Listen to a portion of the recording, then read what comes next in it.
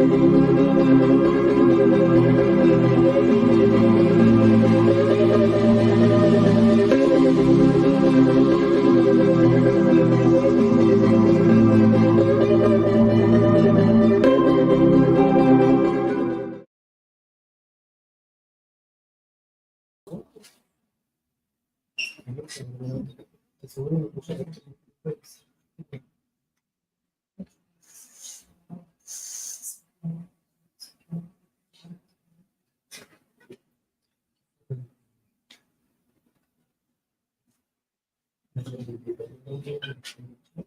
evening, everyone.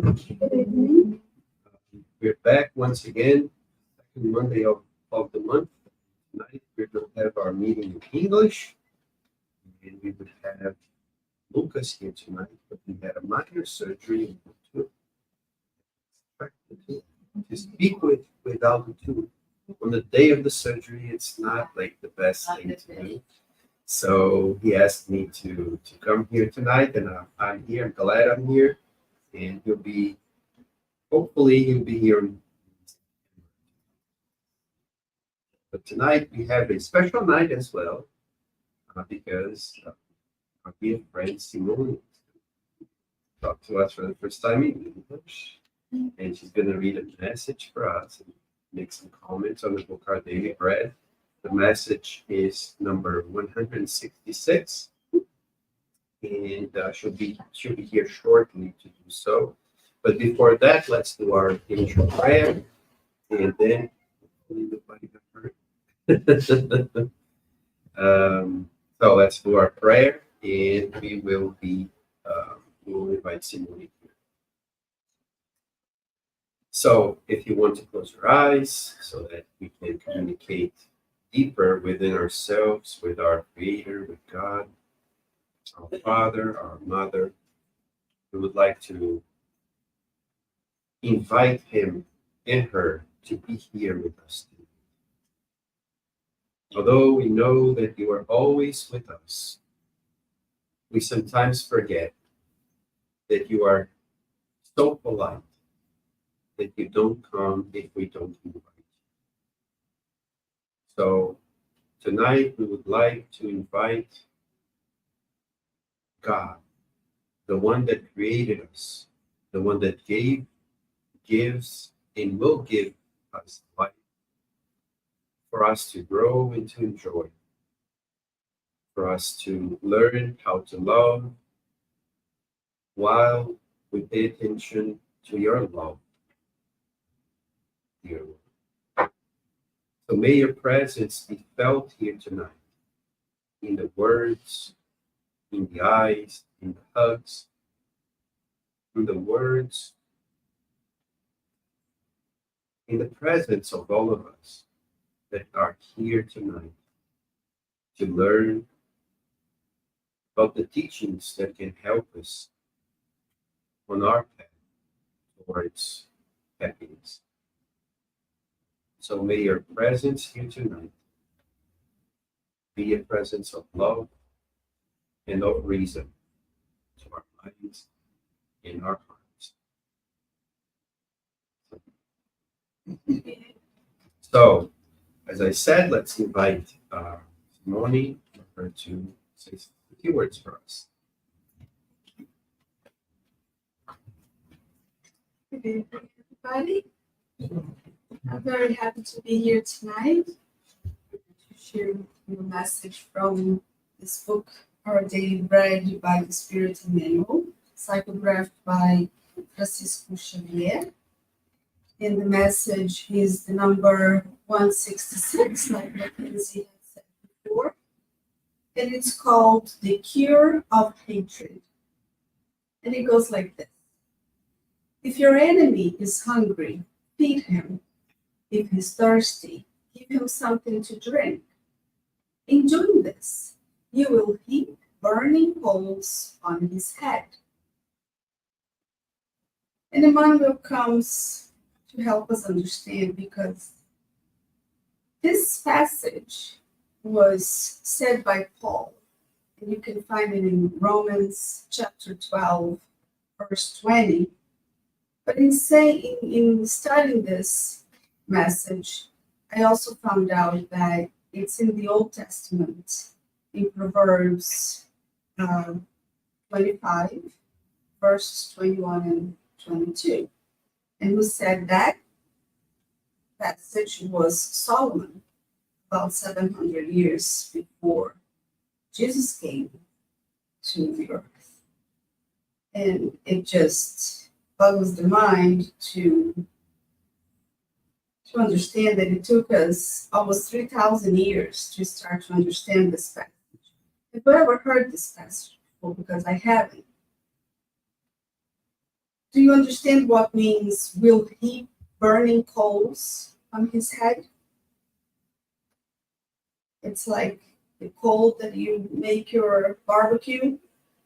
It just frightened me so much to imagine someone with coals on their head. It would hurt, right? But Emmanuel helps us. The individual, generally speaking, when he has decided to be in service of righteousness, will encounter rows of gratuitous adversities wherever he goes, as invariably occurs to the light besieged the antagonism of the shadows. But sometimes, due to errors of the past or lack of understanding of the present, he is confronted by more powerful enemies that become a constant menace to his tranquility. To have enemies of that kind is to endure a painful, intimate illness, as the individual has not, as yet, become molded by living experiences in the gospel. As a rule, the good and faithful student will develop his own strength to the maximum in favor of reconciliation. Notwithstanding, the greatest effort appears to be in vain. Impenetrability characterizes the heart of the other, and the best loving gestures pass by unperceived by him. However, in order to counter that type of situation, the Divine Book offers a healthy recipe. It is not advisable to aggravate differences or further discussions, and much less should the well-intentioned individual resort to flattery. Wait for the proper opportunity to manifest goodness. From the minute that the offended individual forgets the dissension and returns toward love, the service for Jesus is restored. Meanwhile, the perception of the offender is slow, and in most cases, he only understands the new light when it is converted advantageously into his own personal circle. A sincere disciple of the Christ easily frees himself from those inferior attachments. However, yesterday's antagonists can persist for a long time in the hardening of the heart. For this reason, by extending him all the goodness at the opportune moment, amounts to piling the renovating fire over his head, thereby curing the hatred which is filled with infernal expressions.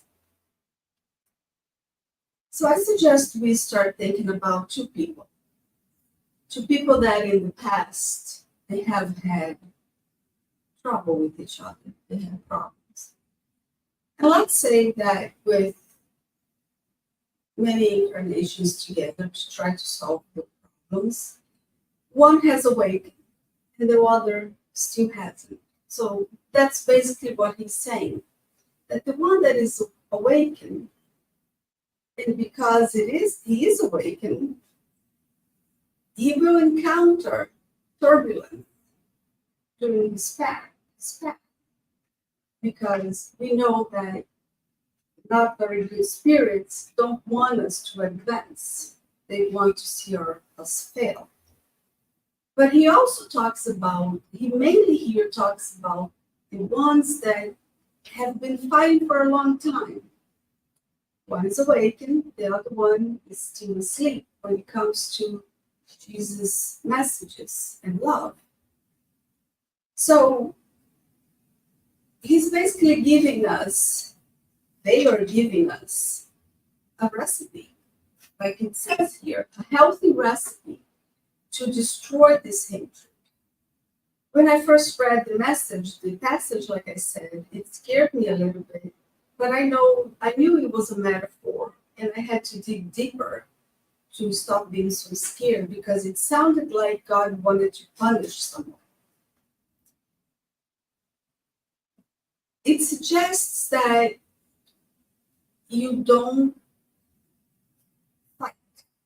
The one that is awakened, to be patient and not fight with the other, but also doesn't want the good one to go with sweet talk, with what is the word that they use, flattery. It's a sweet talk, like push aside. It actually suggests that the good person, the one that is awakened, steps aside and waits for the right opportunity to help. We also know that we cannot help someone that doesn't want help. And in this case, they're talking about someone that hasn't yet awakened, and it's very angry still. So he's saying, don't fight with them. Don't flatter with them. Keep your distance and wait for the proper moment. And when that moment happens, if he's hungry, give them food. And if they're thirsty, give them water, which means not only in that context, but help the way you can and in what they need. By doing that, you will heap burning coals on his head. And it took me a while. To understand what that meant. The first idea that we can take from this is that something that is very hot cleans, right? In a burning situation, not only will it get destroyed, which we want to destroy hatred, but it cleans. It makes something that is dirty, let's say microbes, it cleans everything, very high heat. But then I was like, it couldn't be just that. Because also it says that the other one that is asleep has his heart hard.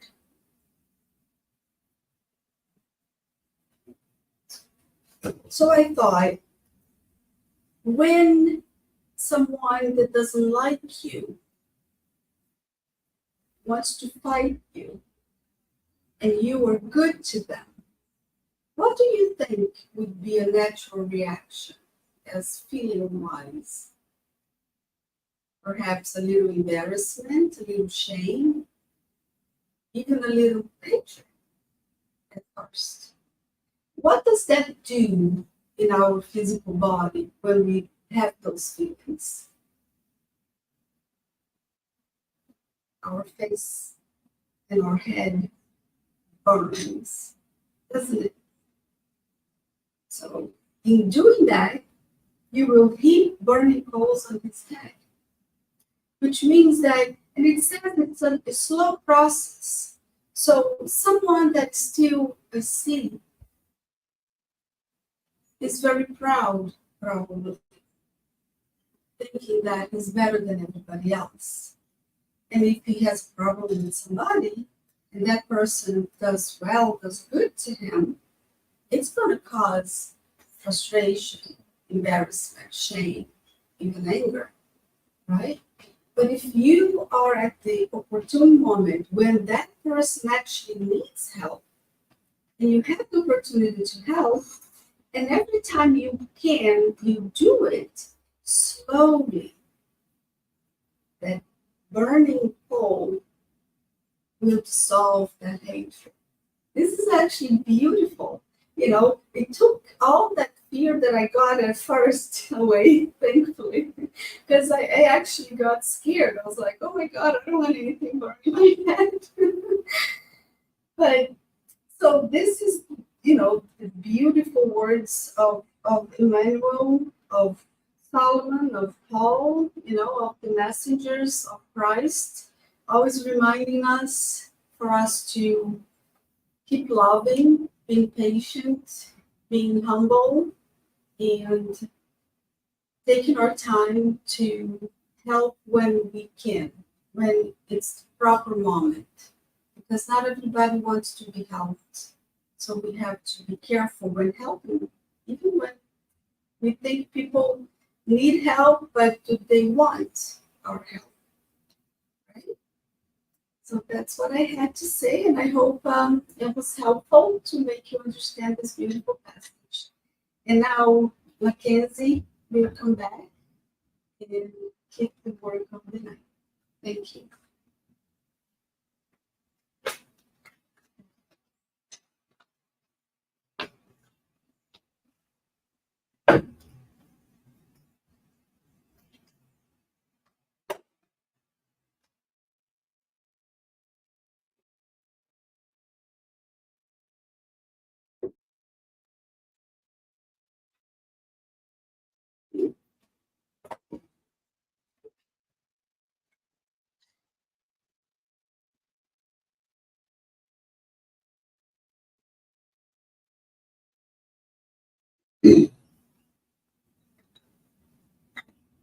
And I am back. Mhm. So tonight, as I said in the beginning, we are, well, this is Monday, Craig, and thank you, Simone, for talking to us about this message that I agree, it's kind of scary, but as we keep going, we kind of understand. And so I just put two slides over there, and I'm not gonna. So we don't have a lot of words there. It's just actually the first two items of this new chapter that we're going into.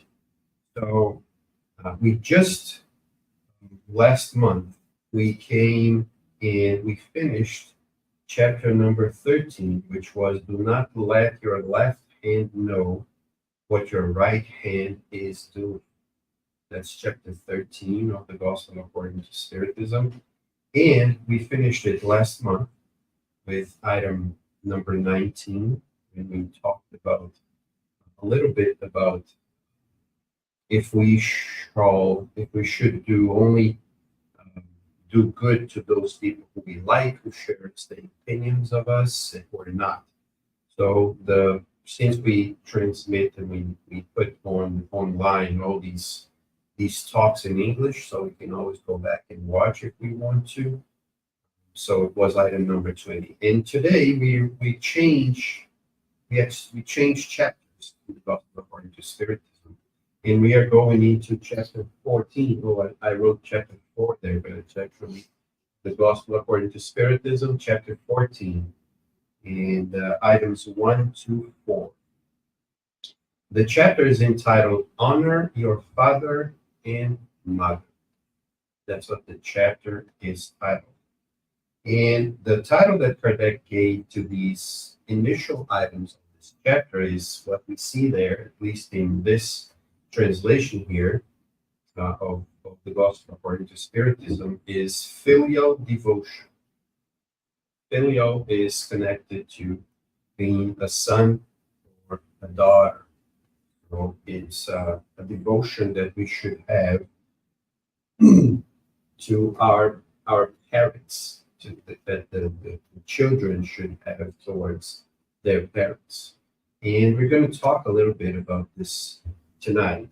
It's I would say that in general, this topic is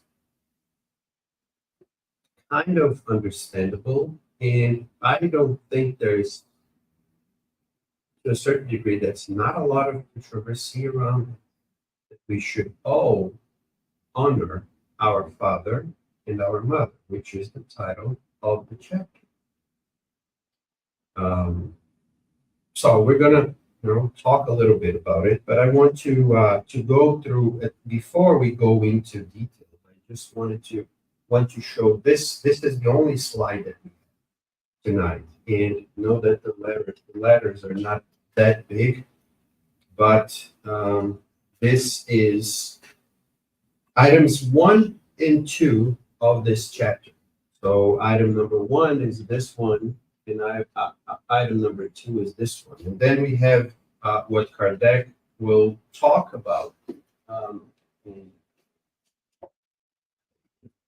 And on items 3 and 4, Kardec talks actually quite a lot about this topic, about these items. As I usually say, but I usually say this at the end, but today I'm going to say this at the beginning. I usually say at the end that when I talk about then I say more or less like this. Oh, what I said tonight, some of the things that I said are here in the Gospel according to Spiritism, some are not. Because it's not necessarily, maybe it's the best word, it's our interpretation, but sometimes we talk more about 1 point or 2 points, and Kardec talks about so many different things that there is not enough time to talk about every little thing. So what I highly recommend is that you get the book and then you read the items. It's only 1, 2, 3 pages. So even if you're one of those people that get a book to read and then you fall asleep, which is very common, even if you do so, you can do that in 2 days, right? You will start reading, then you fall asleep, the next day you get and read it again, so that you can at least read the text. That will make you go a little bit, probably further than what I'm going to be able to say here.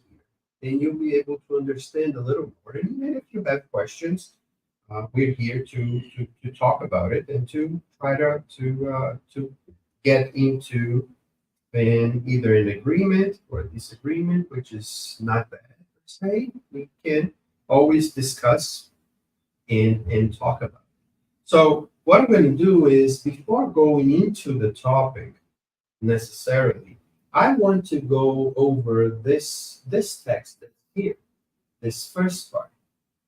What Kardec does is, and Simone just did this here, this book, Our Daily Bread, for example, like other books from this Spiritism manual that was typed by Chico Xavier, what he does is he gets a small passage from the Gospels, and tonight was Paul's, right? And he transcribes it, and then he writes something about it, an explanations, an interpretation, so that we can go further than just those small words, those like little words that are there. So tonight, just to read it again, Paul to the Romans: if your enemy is hungry, feed him. If he is thirsty, give him something to drink. In doing this, you will heap burning coals on his head. That was scary, just like she said. So it is interesting to have an interpretation, because it would be scary. And then he explains it to us. That's what Kardec does in the Gospel according to Spiritism. Usually, he gets a piece of the New Testament, or in this case, from Exodus, which is the Old Testament. It's not the New Testament, it's the Old Testament. It's what was written way before Jesus was here. And this is part of what we call the 10 Commandments. And everybody knows that, right? Honor your father and your mother. Usually, I think it's the 4th commandment verse. If people say whatever the number is, it doesn't matter. It is there, right? So it's not in order necessarily. So it's honor your father and your mother, so that you may live long in the land of the Lord your God is giving you. this is a translation, which is a little bit different than what I have here in the book. But this I got from another translation, just to put it there for us to read. So that's what Kardec does. And I'm giving this explanation about how the Gospel according to Spiritism, what the Gospel according to Spiritism does. It usually starts the chapter by getting pieces from the Bible, what we call the Bible. And then right after that, Kardec goes and explains those pieces to us. And sometimes he gets another piece from the New Testament, and then explains it again. Then he does that a few times. Then at the end of the chapter, he gets messages that were psychographed by mediums from spirits that people that were already passed away. And then he puts in the end of the chapter to close the chapter with some ideas, not only from us that are here incarnated, but also from the spirits that already passed away, that give meaning to the more meaning or more explanations about the topic of the chapter in whole. So in this case, honor your father and your mother. Just gonna put this into a little bit of a and I was going to, Marcus, can you bring me the Bible? It's a white book, that's Holy Bible. It's in the shelf on the left side. If you can't find it, I'll get it to you. I think it's on a shelf. Now, I will go there, just 1 second.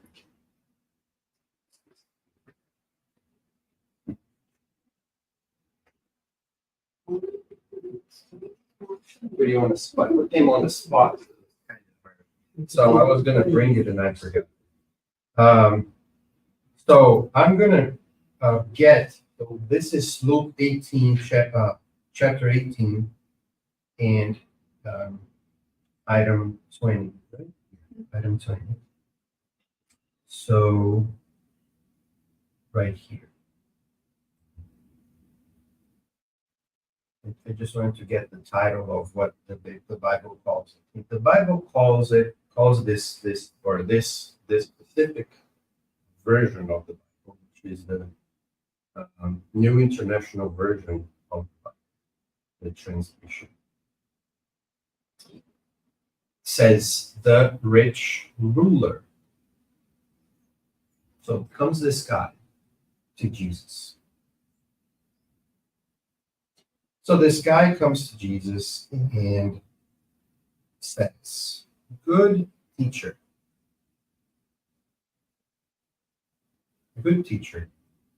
what must I do to inherit eternal life? To have eternal life. Inheritance is something that your father and your mother leave you when they die, right? So they die, and if they have a house, money, possessions, they leave to their children. So what he's asking is, good teacher, what must I do to inherit eternal life?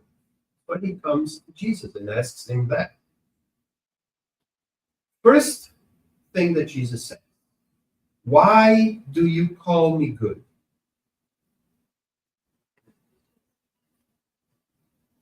It's not tonight's topic, but this is very interesting. The guy comes to Jesus and praises Jesus, puts him in a pedestal, right? Oh, you're good. You're a good teacher. And Jesus says, why are you calling me good?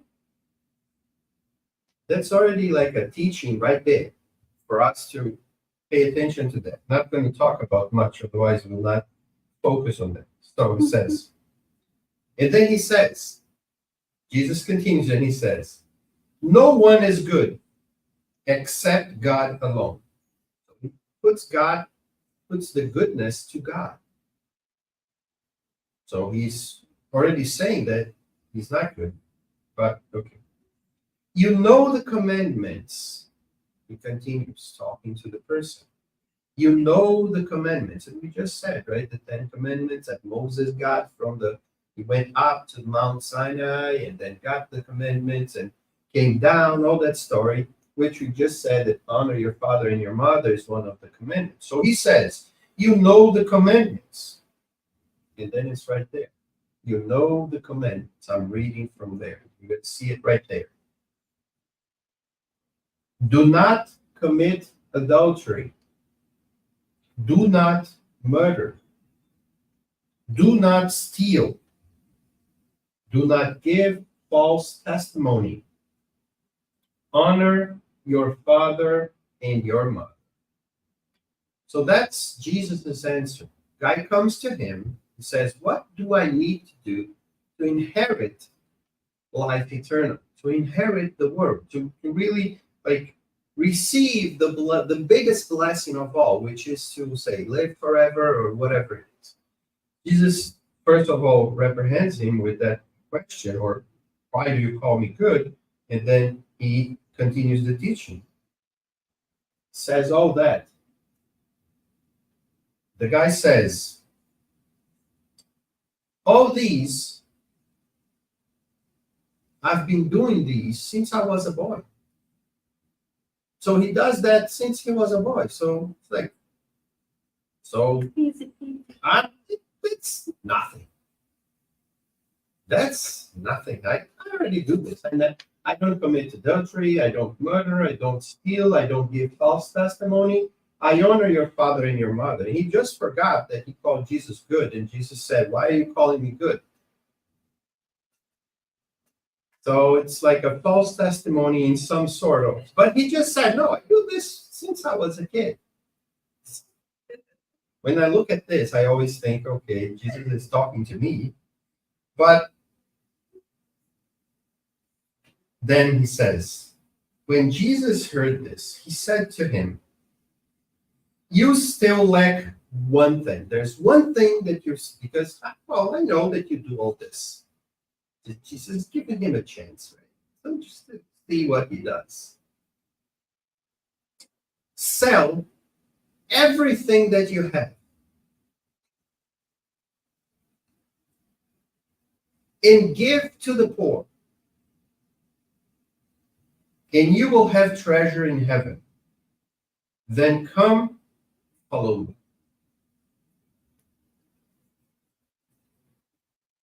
When he heard this, he became very sad, because he was a man of great wealth.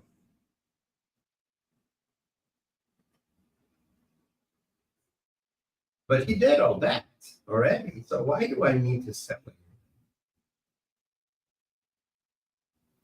I just wanted to put this in context. There's a little more to the story. It says, I think that he went away and never came back to see Jesus. I kind of have an idea that he never did what Jesus invited him to do. He never went and sold everything and gave everything to the poor. And I once, just a parenthesis about this story. Once I heard an interpretation that was very interesting about this, because Jesus doesn't say, give everything to the poor. He says, sell everything that you have. That's a lot of work. It's a lot of work. If you want to give everything, it's already hard. But if you have to sell, and then once you sell everything, you will have some money still. And you look at the money and say, I have to give away all this money? How will I do that? Or why will I do that? And just a parenthesis as well, not to forget that at the time, the Jews believed that by doing all that, they would actually receive material recompense. If they were wealthy, they were doing something right. So It's the idea of the material prosperity. It's almost similar to spiritual prosperity, Yes. which of course it is not. One thing can be connected, but it's not one that gives the other or the other way around. So it is very interesting. But in closing the parentheses, to come back to here, to come back to the topic of filial devotion,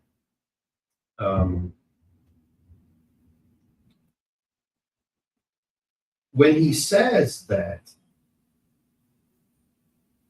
when he says that he already does all this,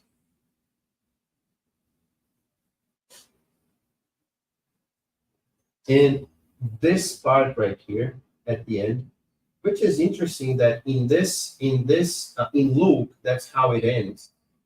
But if you go read this passage in Mark, I don't remember, but in Matthew, it adds something to the end here. It adds, let's see if I find it here. Matthew, what is it? 19:19. Matthew 19:19, just to read the very end, which is a little bit different.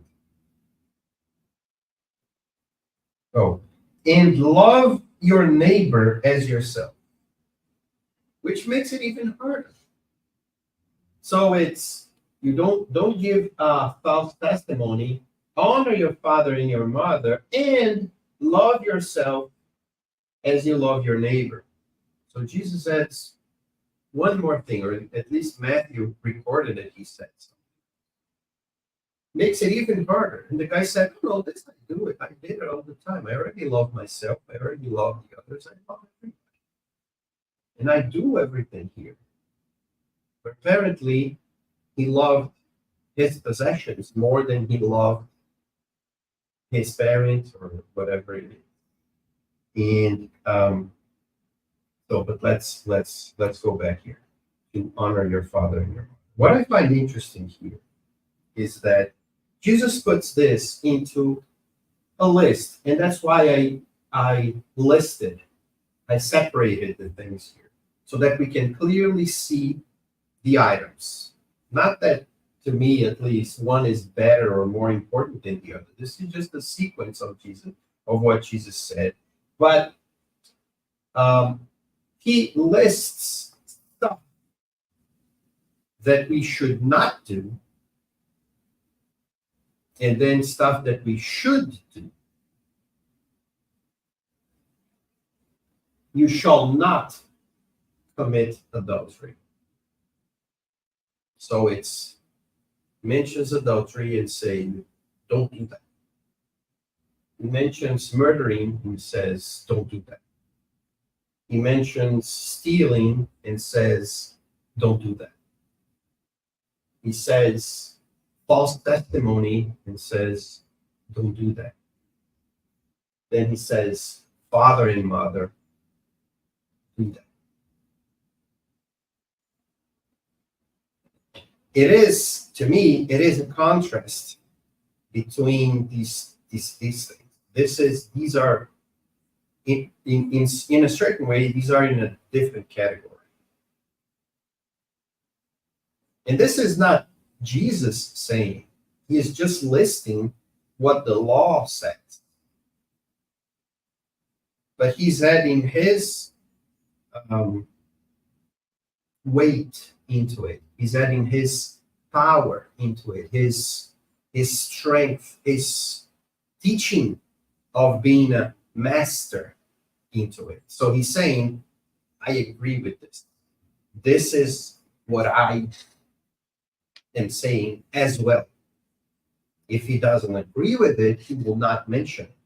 He doesn't mention a lot of stuff from the Old Testament. A lot of stuff, he never mentions it. He mentions it when it's something that he believes in and that he wants us to understand. And he wants us to grasp that something and bring to our life.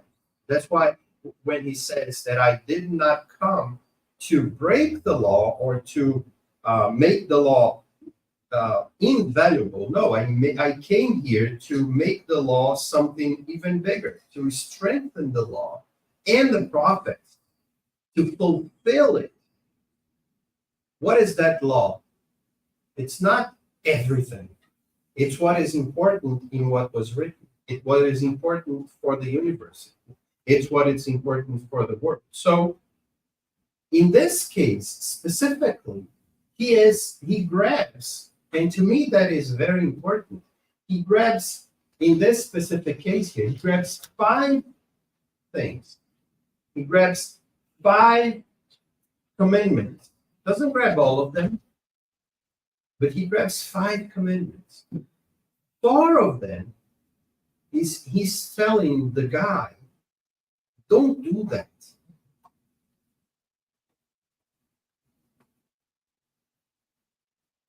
So now I ask you, we were kids once, right? Some have kids now, some had kids that are not as young anymore, right, Simone? Looking at myself.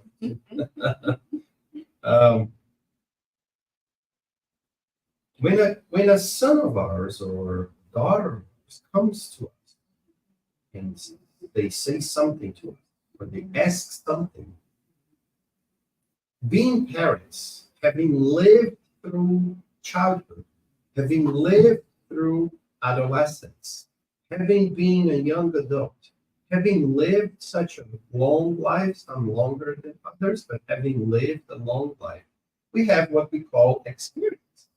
We have what we call, to some degree, maturity. We matured. So we kind of see things that kids don't see. So when a kid comes to us and asks a question, sometimes we are kind of baffled by the question because we don't know where the question is coming from. But a lot of times we know that a question is more than one question. There's something behind it. Right? That they want to know that because they heard from someone, because they read somewhere, because they saw something, and they want to know. And sometimes I saw this joke. I saw this joke that the mother comes to the kid, and the mother says, little bird came and told me. A little bird came and told me that you've been fighting in school. And then the kid looks at her and says, oh, so you're taking drugs and you're coming to like bash me? Because I mean, who talks to birds? Only if you're in drugs. So the kid was already like picking up on the mother, right? So I thought that's so smart. Yeah, you're talking to birds. There's something wrong there. What have you been smoking? They would say, right?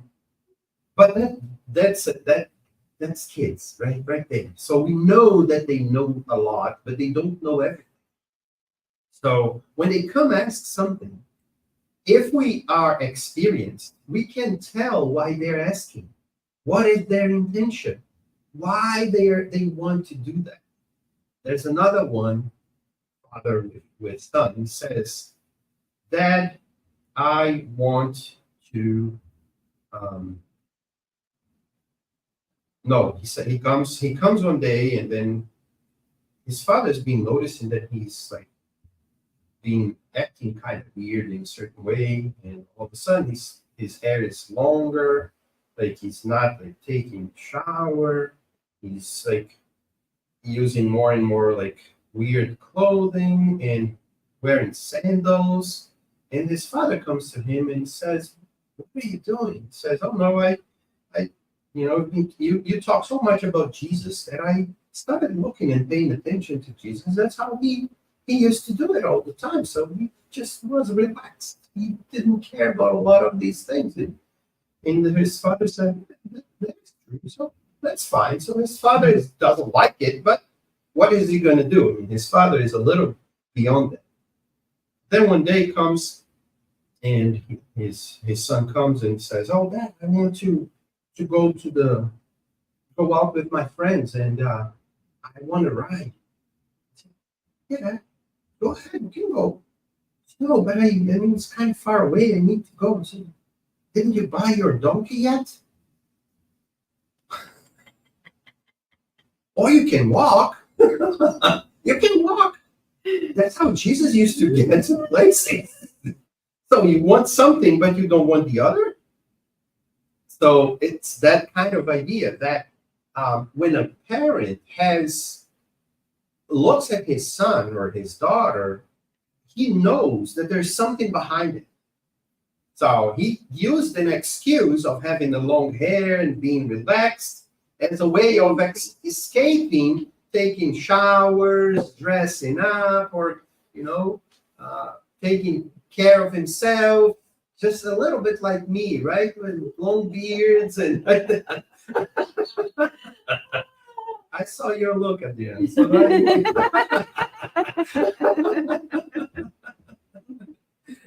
So he says, yeah, you can walk. So the father already knows what the kid's going to come in as. So now let's think about Jesus.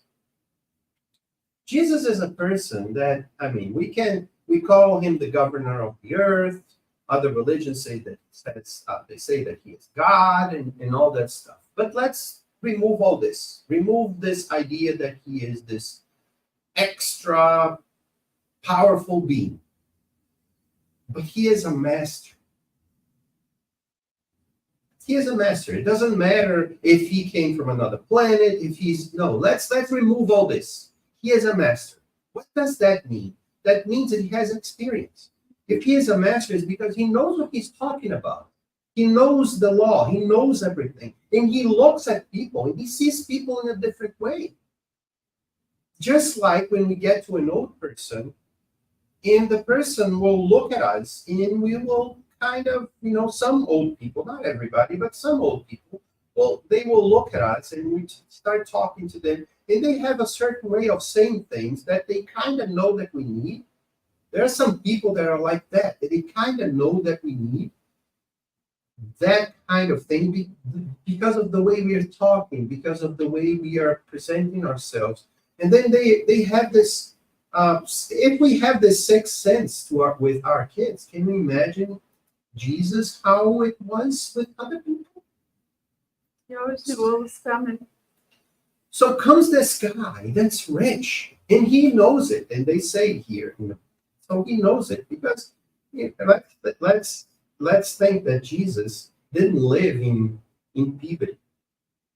That's like, I don't know how many people, 40,000 people, 30,000 people. No, it's like this big.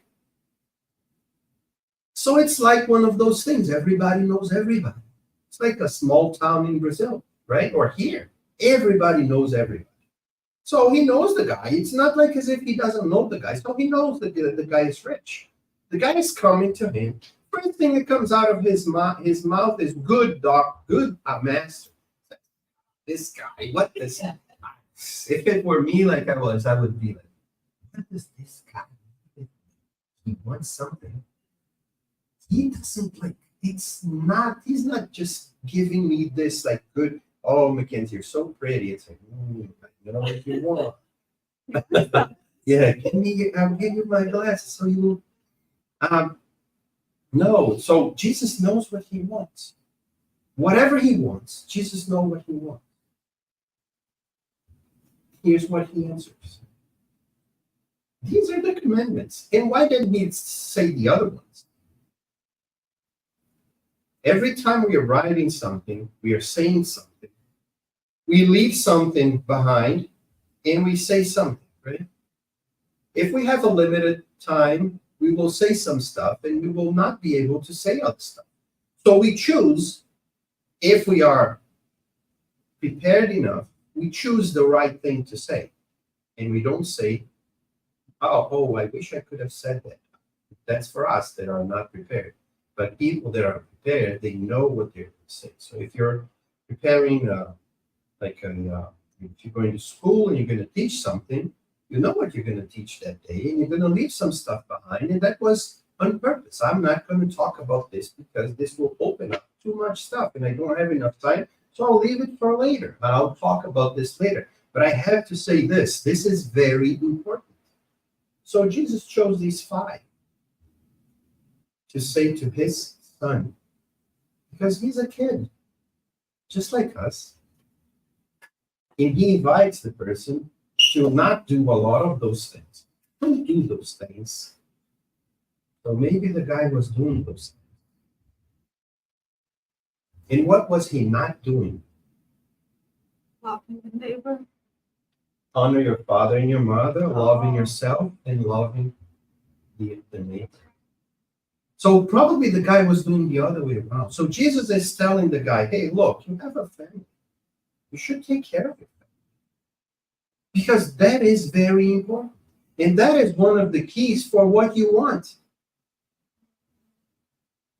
And he showed him that he was not doing that by asking him to sell everything that he had and give to the poor. Because probably he was using it for himself, not for his parents, not to help his family, but only for himself. And that's the teaching for us. It's not that Jesus is telling us to sell everything. No. This teaching is for that rich guy. And it can be for us too. But sell everything you have and give to the poor is not necessarily sell everything you have and give to the poor. We need to live, and everybody needs money. So the point is not sell everything and give to the poor. The point is, do I know myself? Do I know why I have that? Do I know what I should do with that? What am I doing with what I have? Am I honoring my father and my mother?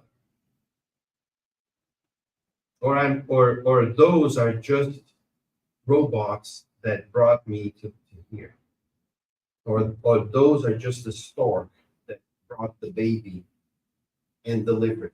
Because that's usually, or that's sometimes what we do with our parents.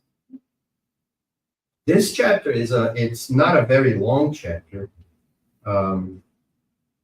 It's not a very long chapter. It's not one of the longest chapters. There's only like 7 or 8 pages in this translation. So it's not very long.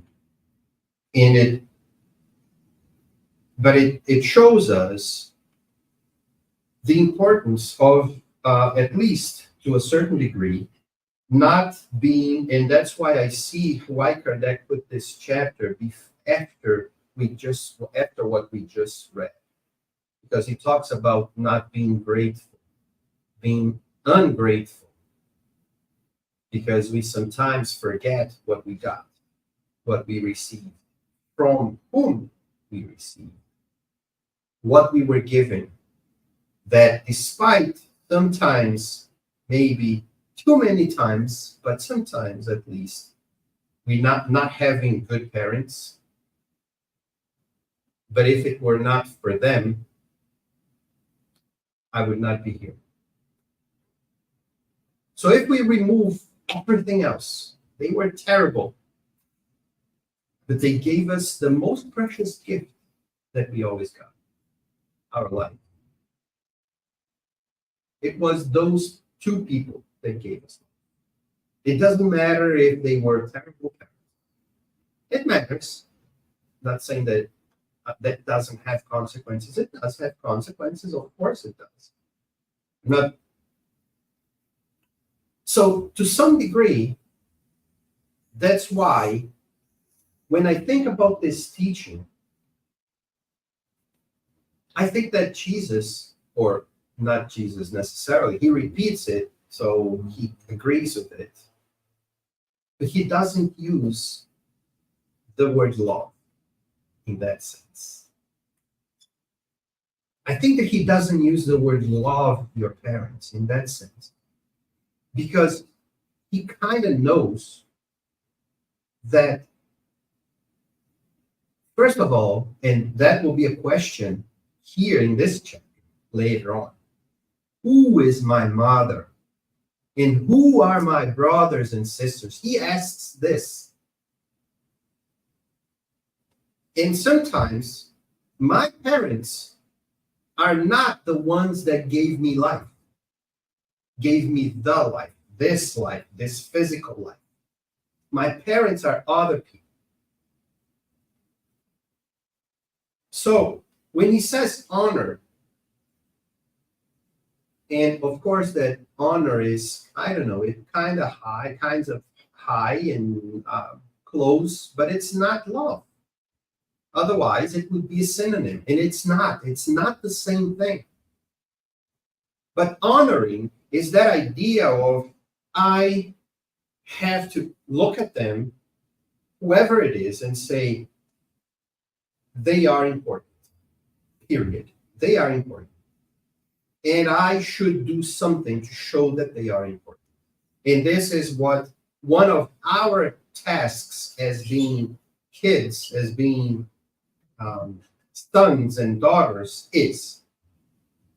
It's like a minimum that we can do.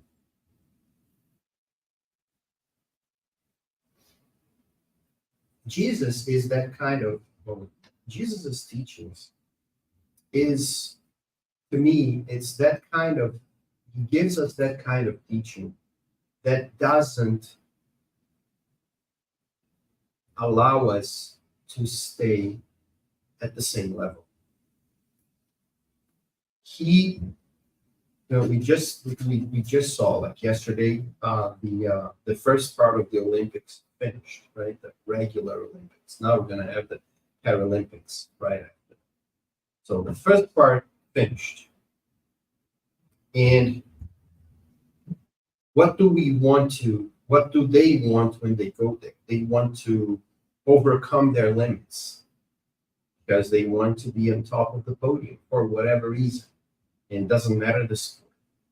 And I always say that Jesus to me is as a saying go in English, he raises the bar. He just grabs the bar and then he says, okay, this is the new level. You have to jump. He doesn't put the level right here. Otherwise, we will always stay jumping the same level and we will never improve. So Jesus just raises the bar. To me, the 10 Commandments, it's not raising the bar anymore. Jesus raises this way more. He will say later on, you've heard what people say. Love the ones who love you. I say to you, love your enemies. Oh my God. I hate this guy. I hate this guy. What? It's so hard to love the ones who love us. He wants us to love the ones who hate us. How does that work? So he raises the bar. So what is this? What is Jesus saying to this guy here? He's saying, look, yeah, I know you're doing this, but this is basic. There's nothing what are you doing? I mean, if you're not doing this, you're already bad, but you're saying that you do, so I believe you. But you're missing just one small thing. Just, sell everything and give to the poor. The guy never comes back. So Jesus raises the bar, but he raises the bar differently for different people. So what he's asking here, which is very hard, he's asking us to honor our father and our mother. Later on, he will say, love your enemies. Okay, so what if my father and my mother are my enemies? What is Jesus saying? It doesn't matter if we want to escape it. It doesn't matter. Jesus is telling us love is the solution. There's nothing. It is hard. Yes, it is hard. I'm not saying, and Jesus is not saying that it is easy. No, he's not. That's not what he's saying, because he's not here to make things easy for everybody. He didn't come here, although we hear the parable, or we hear the song that says, oh, I was going through hard times, and one day, probably you heard this song in Portuguese, or you read this story. I was walking down the beach and I was suffering. A lot of stuff was going on with me. And then when I looked to my side, to my back, I saw two pairs of footsteps. And then one was my footsteps, and the other footsteps were Jesus. Is that he was walking with me on the sand, on the beach, and then everything was okay. But then I started like feeling very sad, and a lot of stuff was going on. And then when I looked back, there was only one set of steps on the sand, and I was even more sad. I was even sadder because okay, before I had Jesus with me, and now not even Jesus is with me. And then I asked him why you're not with me, and he says, I am with you. Those steps are mine. I am carrying you in my arms. We hear that, and it's consoling. It's something that touches us, right? And he carries us. But how does Jesus carry us? Does he really remove all the pain? Does he really remove everything from us? And then all of a sudden I'm happy and nothing. No, I'm going to be sad. I'm going to be angry. Lots of stuff will happen. So what does he tell us? He tells us that it's worth going through. You will never learn if I do everything for you. You have to learn by yourself. To become whatever you want to become, you have to go through it. If you want to become one of the best athletes in the world, you have to suffer. You will suffer. There's no way that an athlete will not suffer. It's zero possibility. Why do they keep doing it? Because they want to reach whatever the goal they want. If I want to become a better person, if I want to become a happier person, I know that I will have to go through a lot of stuff. And these things that will happen to me will make me suffer, but I don't like to suffer. So what do I do then? Do I continue? If I really want the goal, yes, I'll go through it. Because that's what my goal is. My goal is not suffering. Suffering is something that's in the middle. But there's no way not suffering. It will happen. I just saw this and with our parents, with loving and honoring our parents, it is the same kind of thing.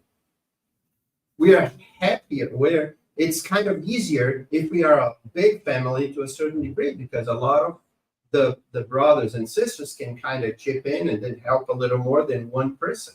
But what if I was the only kid? It's hard. But maybe that's what God had in store for me. And then I have to do it.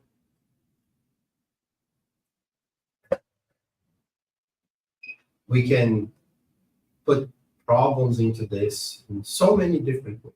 We can create issues and say a lot of different things. So, but my dad is this, but my mom is that, or I don't have this, I can't do this. Yeah, we can. There's no problem. It's our choice. It's our choice. What Jesus is asking of us is this, I would say that's more than dishonor that he's telling this guy, because he asks us to love our enemies. And if he asks us to love our enemies, and Emmanuel asks us, and he says, if Jesus is asking us to love our enemies, with what kind of love should I love the ones that love me? So Emmanuel puts it even further for us to think even deeper into it. But we find excuses, and it's easy to find excuses. Oh, my mom was there, my dad was there. And we choose not to do it. It's our choice. It's our choice. So, but it is our, and that's why I think that Kardec, in this sense, chose the word devotion for us to, as much as we can, and we are not perfect, but as much as we can, to devote some time to our parents. If we are far away, a call, do what we can, as much as we can, and do some sacrifices. Because if we think about how many sacrifices they did for me, for us when we were kids. How much they did, and so it's an invitation. It's Jesus inviting us through our parents to love more, to love more, because hopefully we won't need it, but we would like our kids to help us when we are older. So why not do it first and do the best that we can? It is hard in some families. It is hard in some family situations. It is hard when we are married because there is not only one mother and one father. It's two mothers and two fathers in a certain way. So we have to share time. We have to take care of one, and then the other one has to take care of theirs as well. And how do we balance this? It is hard, but it is hard for everybody. We just need to try to find the best way that we can. And we have to I think, to a certain degree, remove that idea of there's this saying that says, don't go to work. Make your work be your fun. Because if you think that your work is fun, when you go to work, you're not going to. It is hard to reach that. It is hard in a lot of different ways.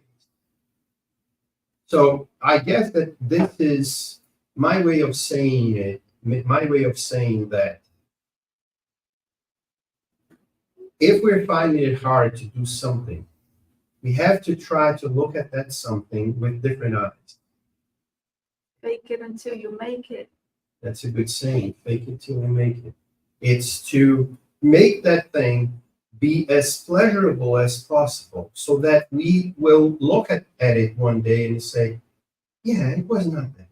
And I am still doing it. And now I can do it without thinking twice or thinking it 3 times before doing it. I just go and do it. And maybe one day it will just be out of pure love. Because sometimes it is not. It is because of money. It is because of interest in what's going on.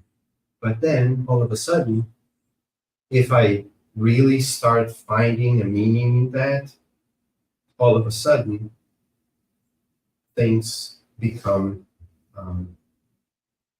part of yourself. I always wonder, we love most everybody, not everybody necessarily, but mostly. We love music, right? Not all types of music, but we all kind of like one type of music. And there was a time probably where we loved this specific song and we kept repeating that song 10 times, 20 times, and we kept repeating it because we love it so much, right? And then all of a sudden we get tired of it, maybe after a year or whatever. And we spend a long time without listening to it because, I just got tired. Can you imagine the person that wrote that song? In every place that person goes, that person has to play that song. Every concert, everywhere. After how many plays does that person get tired of that song? Because we are allowed to get tired. We just don't. But what about the person that did it? So the fake it till you make it is, to me, is that step that only after repetition and after finding a way around the problem is that when we can make it part of us, really. And then after that, there's no more issue. But it takes a while to get there. Mm-hmm. When we are learning something, it's the same way. We're learning a language. We're learning a new discipline. It's hard. It's hard. What the teachers keep saying. Keep doing it. Exercises. All of a sudden, it looks like it's just there. And how is it just there? It takes that jump that we don't necessarily know and understand why it happens or how it happens, but it happens. So this process of loving myself, loving the others, and especially devoting a bit of time to our parents and to everyone else, but to our parents especially. It is very important. It was as if the Ten Commandments were written in a certain way to try to make us avoid that idea of individuality so deep, that can kind of run so deep within us, that we tend to break bonds with the family just to keep going with my family instead of my family. And then I am a father now, I don't care about my fathers anymore.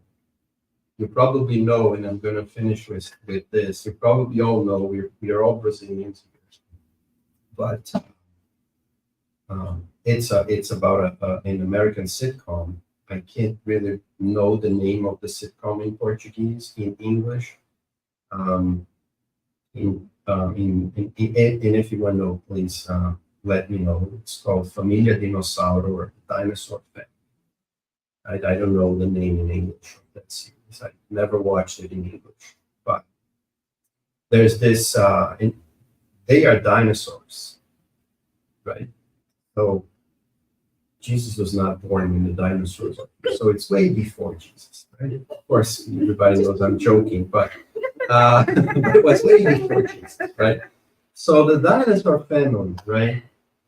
They're having this big discussion about what to do with the mother of the mother of the house, the mother-in-law of the big guy. And they want to throw her into the abyss, because that's what people do. That's what it is. And he's all excited to go. Yeah, and he's always like pumped up. Oh, let's go and get rid of this old lady. But in the end, they realize that it was her, and it is her, one of the reasons why the family is the family that it is.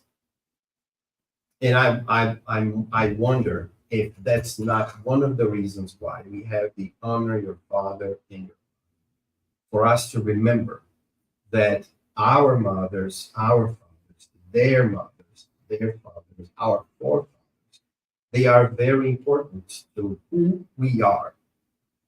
And we will be fathers, or we are already fathers and mothers. So we are important, and we should make this clear, not to make ourselves important in being egotistical or being selfish or proud. No, but the idea that this is the family, and we need to increase our family. And I guess that's what Jesus will say next, because he will ask, as I said, who is my mother and who is my father? Who are my brothers and my sisters? So we see that Jesus, once again, raises the bar, makes us need to jump higher and higher for us to really become better people, become a better society, become a better community. And it all starts with the basics. And the basics is honor your father and your mother. It's not the talk, it's the basic. Are we already doing the basic? That guy he did everything. Are we doing? That's the question. And Jesus asked him, oh, you know the commandments. Do you do this? Yeah, I do this since I was a kid. Okay. There's one more thing. What is that one more thing that Jesus would ask me? He asked that guy one specific thing. What would Jesus ask me if I gave the same answer? So honor your father and your mother. To me, to the mirror, honor your mother and your father. And to all of us, honor our mothers and our fathers. It is very important, a very important step in us growing to become better people.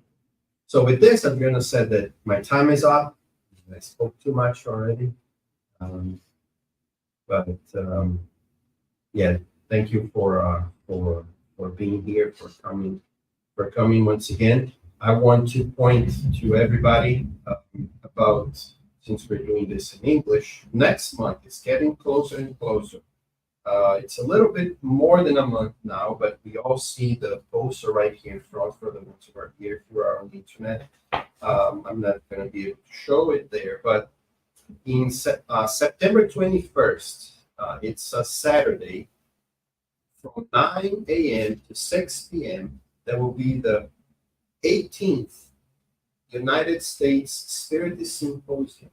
It will happen here in Boston this year. Every year, it happens in a different state. It's been 18 years happening, and it comes back to Boston after 15 years. It was done here 15 years ago, and it's coming back to Boston. This time, they will talk about a lot of different speakers from across the United States will come to talk to us about life through the lens of immortality. It's the philosophy of Spiritism. So it will be in Boston at the Westin Copley Place. There's this postcard. There are some postcards outside if you want to take in. To register, you can go online. There's a QR code here. And just go to the website and register online. Registrations are still open. We already have about, say, 200 people registered already to go. So it's going to be, hopefully, it will be a very good event. And if you want to go and don't know how to do it, you can come and talk to me. I'll show it. There are some spots as well to work if you want to work, if you're available that day, if you want to be there to help in some activities. I have a list of helpers that are being needed. So just come to me, or if you want to come just to participate, to watch and just for the sake of saying it, this event is totally completely done in English. This is, I think, I don't know if it's the only one event that's been happening in English since the beginning, but it is the biggest, and it is very, very interesting.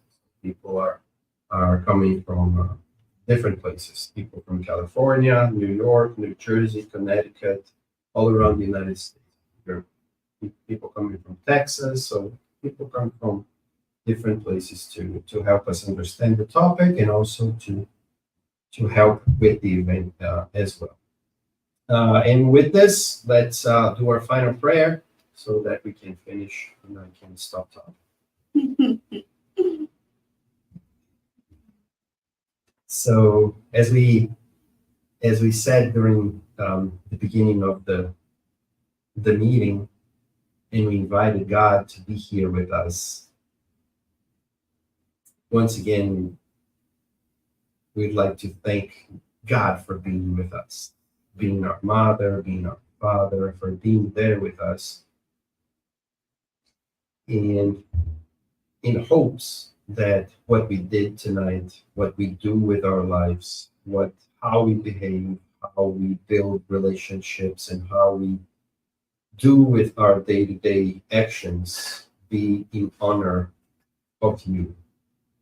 So God, thank you for trusting us, trusting in us, for putting your trust that we are able to do what we were set out to do, to become better people, to help this planet, this place, this world to become a better place. For us being small pieces in this big jigsaw that the universe is, that we can fit in to make this world look pretty, look happier, and be a better place. So God, bless us and give us your light and your love so that we can help ourselves heal, but also when we are walking, when we are talking, when we are doing things and good things in this world, we can also bring healing, bring happiness, and bring light to the world around us. Bring us home safe. Bring us home with your love. Bring us home with your light, now and always. Sweet. So once again, thank you very much for being here. Next month, I said Lucas will be here talking to us. We keep going with our meetings Mondays, and we don't have the passes. Oh, we have the passes after. So I better stop.